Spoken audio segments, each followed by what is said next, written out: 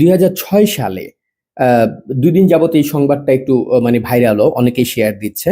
প্রথম আলোর একটা নিউজ, 2006 সালে যখন তথাকথিত নোবেল জয়ী ইউনূসকে নোবেল দেওয়া হলো। ইউনূস নোবেল পাওয়ার 3 দিনের মাথায় সে চট্টগ্রাম সফরে যায়।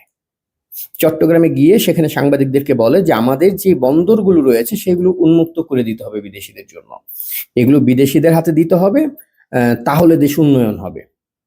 2006 একটু ব্যাপারগুলো মাথায় রাখেন, কেন এই বিষয়টা জরুরি।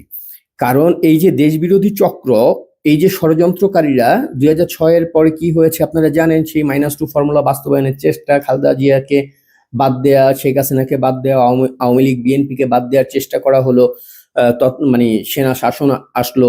সেই সময় ইউনূস দল গঠন করলো জনশক্তি নামে। সেই দল কোনো রকম জনসমর্থন না পাওয়ার কারণে সেই সময় এই যে পরিকল্পনাগুলো, এই যে ডিপ স্টেট আমেরিকার যে পরিকল্পনাগুলো বাংলাদেশের বন্দর থেকে সেন্ট মার্টিন সবকিছু দখল করবার, সেই জায়গা থেকে আপাতত তারা সরে যায়। যেহেতু ইউনূসকে নোবেল দিয়ে টিয়ে বাংলাদেশে পরিচিত করে টোরে সবকিছু করেও কোনোভাবে রাজনীতিতে তার কোনো জনসমর্থন পাওয়া যায় নাই।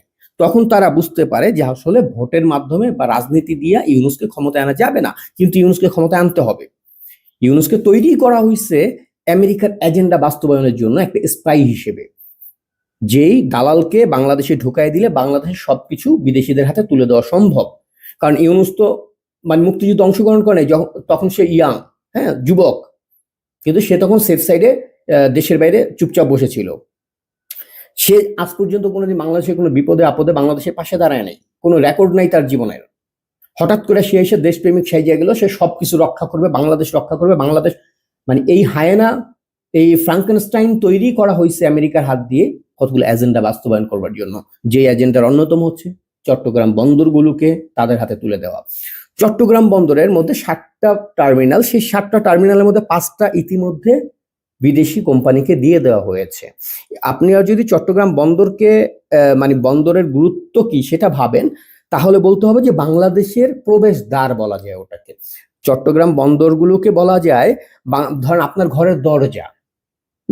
তো আপনার ঘরের দরজা চাবি আপনি দিচ্ছেন বিদেশি কোম্পানিগুলোর হাতে।